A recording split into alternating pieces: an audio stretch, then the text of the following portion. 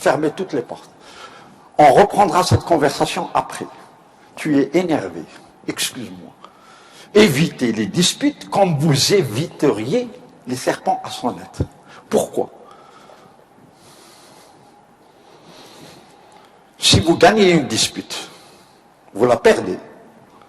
Et si vous la perdez, vous la perdez. Pourquoi?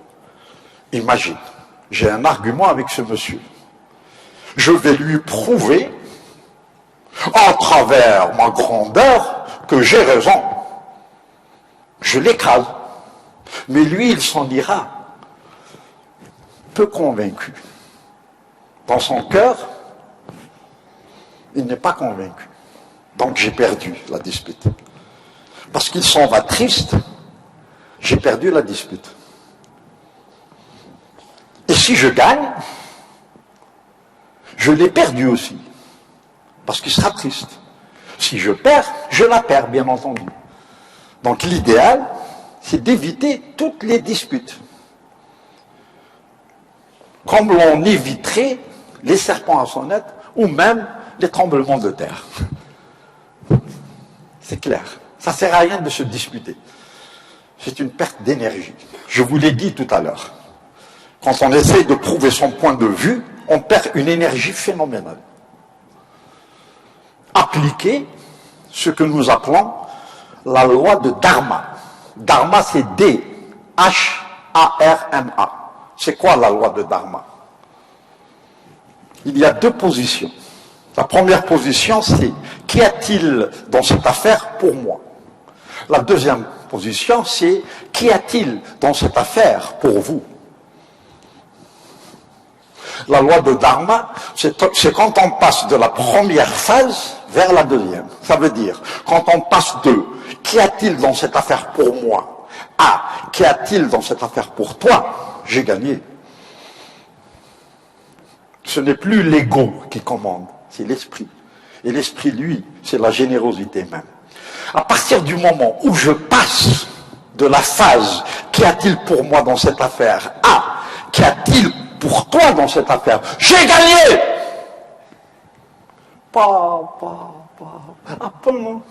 Quand on dit qu'y a-t-il dans cette affaire pour toi, au lieu de qu'y a-t-il dans cette affaire pour moi, j'ai gagné, oui.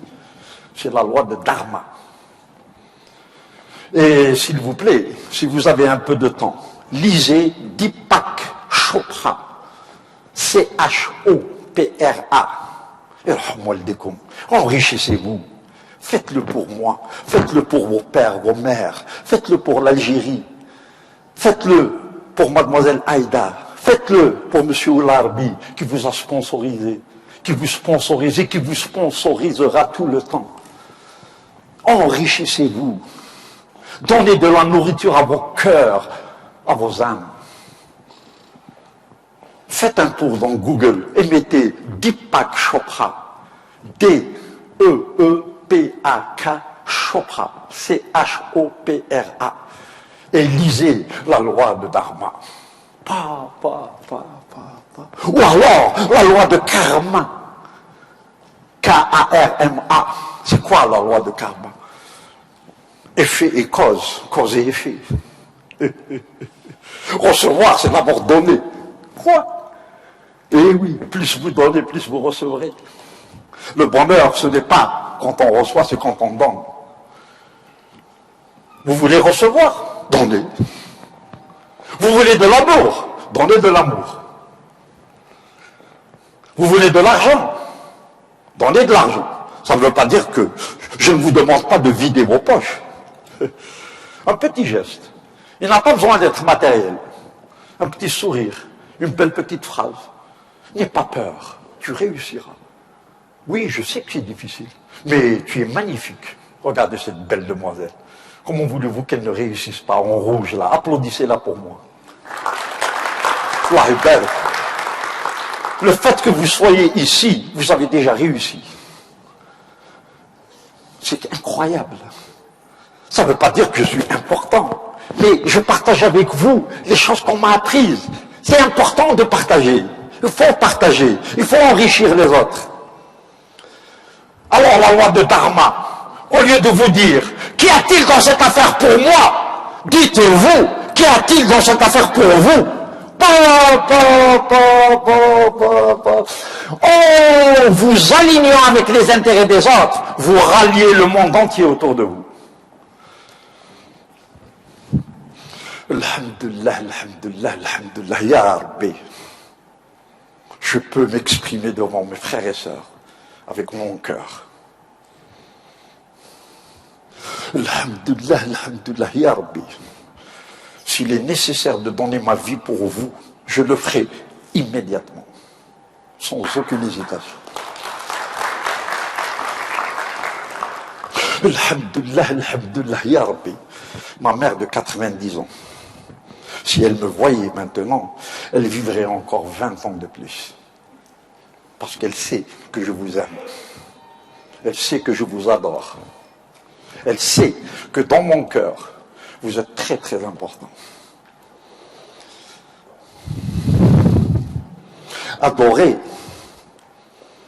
ces belles pensées qui fleurissent dans votre esprit. Adorez ces élans de bonheur qui émanent de votre cœur.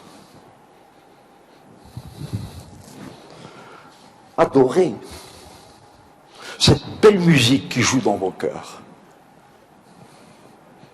Adorez vos valeurs, adorez vos idéaux, adorez vos principes. Adorez vos mères, adorez vos pères, adorez vos frères et sœurs, adorez vos amis, adorez surtout vos ennemis. Monsieur Amokhan, vous pouvez vous arrêter une minute s'il vous plaît et répéter la dernière phrase? Oui. Adorez surtout vos ennemis. Eh oui. Pourquoi? Quand vous détestez vos ennemis, ça veut dire quoi? Ça veut dire que la haine est en vous. C'est pour ça que vous les détestez. Ben oui. On ne peut donner que ce que l'on a. Je te déteste! Mais en fait, la personne qui souffre le plus, c'est moi-même. Parce que cette dame, cette horrible dame qui s'appelle haine, vit en moi. C'est comme un cafard qui se nourrit de mon cœur. Et moi, je ne le sais même pas. Mais aujourd'hui, vous le savez! Enlevez le cafard. Jetez-le. Tu es mon ennemi, tu m'as fait pleurer, tu m'as tout pris. Mais, Rahlah Sahel, qui es-tu pour que je te déteste? J'enlève le cafard et je le jette. Alors, adorez vos frères et sœurs, adorez vos pères et mères, adorez vos amis, adorez surtout vos ennemis. On ne peut donner que ce que l'on a. Je t'adore, l'amour est en moi. Je te déteste, la haine est en moi. Je ne suis pas bête. Dans la gestion des conflits, c'est très important. Quand vous arrivez avec la haine, comment voulez-vous régler tel ou tel conflit? Enlevez-la d'abord. Mettez à l'intérieur la conciliation, la réconciliation, la compréhension, le respect. L'autre le sentira. L'être humain est très puissant. Il le sentira immédiatement. Il est venu avec la paix dans ses bras. Je le sens. L'optimisation des ressources individuelles. Sgmrohak ou les sgmouk. Sgmrohak, c'est va vers la paix, va vers la réconciliation, va vers le bonheur. Donc, adorez vos frères et sœurs, adorez vos pères et mères, adorez vos amis, et surtout, surtout, surtout, adorez vos ennemis.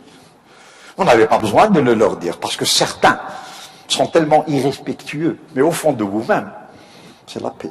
Qui es-tu pour que je te déteste? Je ne suis pas aussi minable. Quand vous détestez, c'est vous qui êtes petit. Quand vous détestez quelqu'un, c'est comme si vous buviez un poison en espérant que ça va tuer l'autre. Mais la seule personne qui en pâtira, c'est vous-même.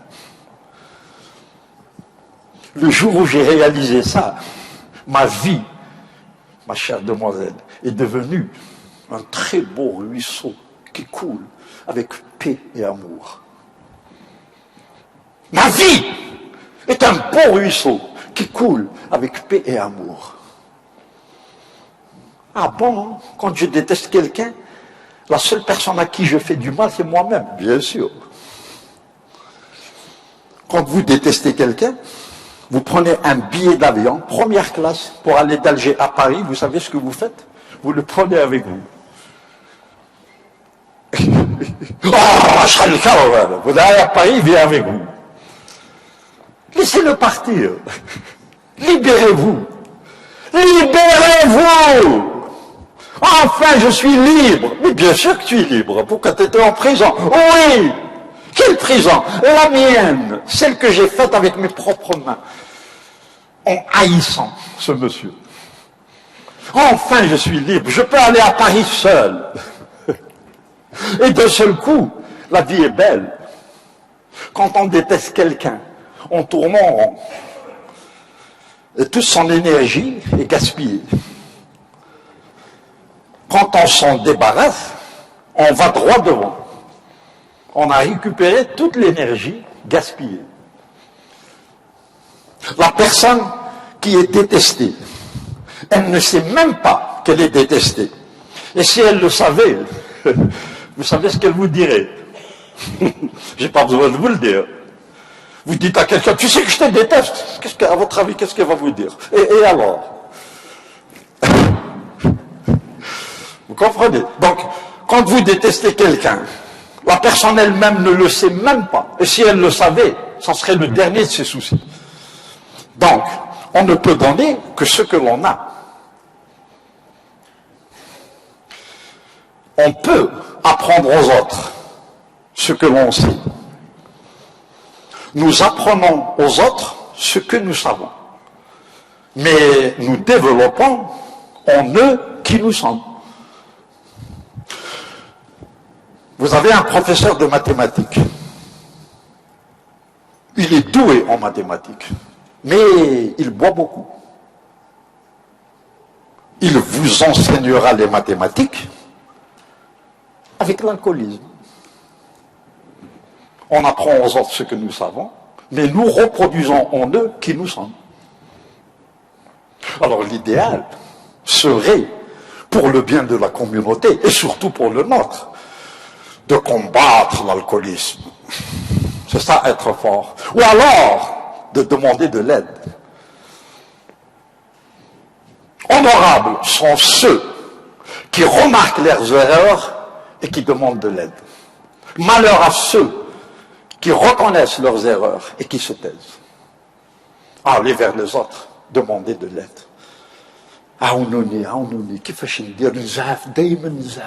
Je rentre à la maison comme un gangster. Même mes enfants se cachent. Parce que jamais je suis le père de famille.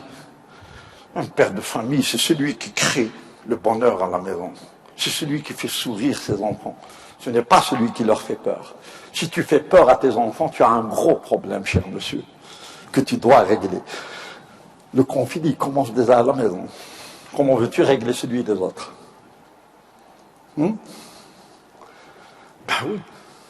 La belle phrase que j'aime bien répéter partout. Mon cher ami, le DRH de Cévital, M. Oularbi, a dû l'entendre au moins 100 fois. Mais je la répète pour l'honorer, parce que pour qu'un monsieur comme ça vienne ici, c'est un honneur pour nous tous. Applaudissez M. Oularbi.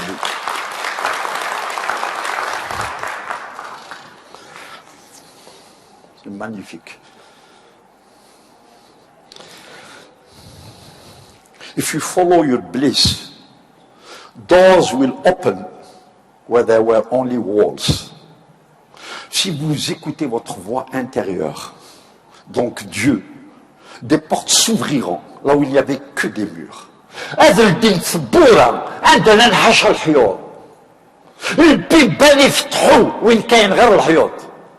If you follow your bliss, doors will open where there were only walls. Ce monsieur s'appelle Joseph Campbell, l'un des piliers de l'Amérique d'aujourd'hui. Pilier à travers son cœur et son âme. Il a apporté à travers cette phrase les fondations de l'Amérique elle-même. la créativité, le fait d'oser, d'aller de l'avant. Sidi Abdelmalek, Ostom, les trois ingrédients de la réussite. Ce que nous appelons le talisman de Napoléon. Premièrement, confiance en soi. Deuxièmement, esprit d'initiative. Troisièmement, la foi. Ah bon, c'est tout ce qu'il faut? Oui, c'est tout ce qu'il faut. Respecte-toi pour pouvoir respecter les autres. Va vers le conflit avec la paix en ton cœur et il se résoudra de lui-même. Vous ferez de votre ennemi votre ami éternel. Oh, j'avais envie de t'écraser, mais tu m'as approché avec ce beau sourire, tu m'as désarmé. Comment tu as fait? C'est mon cœur qui t'a souri, ce n'est pas mes lèvres. Oh, j'avais envie de t'enterrer vivant, mais tu m'as approché avec cette attitude tellement belle, tellement généreuse, avec ce sourire si beau, aussi beau que celui d'un ange. Comment tu as fait, cher ami? Mon cœur t'a souri. La paix est en moi. Aucun conflit ne peut résister aux assauts du cœur. Adorez ces belles pensées qui fleurissent votre esprit. Adorez vos valeurs, celles que vos parents, vos chers parents vous ont transmises. Adorez vos idéaux, adorez vos principes. Adorez l'ange que vous êtes. Adorez-le! Ne l'écrasez pas en permettant au diable qui nous habite chaque seconde, de chaque minute, de chaque heure, de chaque jour, de prendre les commandes. Adorez cet ange qui est en vous. Laissez-le s'exprimer.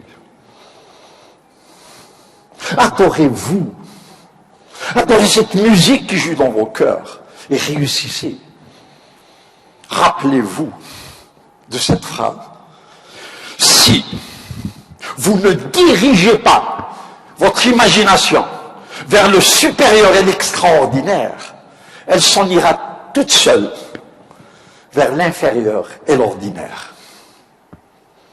Ne dites pas que c'est la faute à Obama.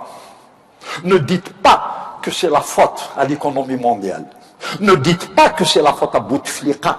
Ne dites surtout pas que c'est la faute à M. Oularbi. Si vous n'avez pas réussi, il y a une seule personne à blâmer. Vous-même. Vous n'avez pas su. Ce n'est pas les autres.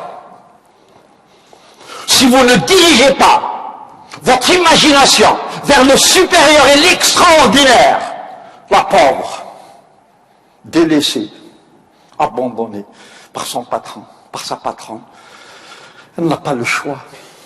Elle s'en ira toute seule, guidée par le diable vers l'ordinaire et l'inférieur. Je ne suis pas bête, moi. Je prends en main ma destinée. Je suis le capitaine de mon âme. Je suis le commandant de mon destin. Là, et je monte, moi. C'est dur, mais je monte. Et en montant, je vais vers la réussite et je crée autour de moi la concorde, l'harmonie, la paix. Donc, la disparition immédiate de tout conflit.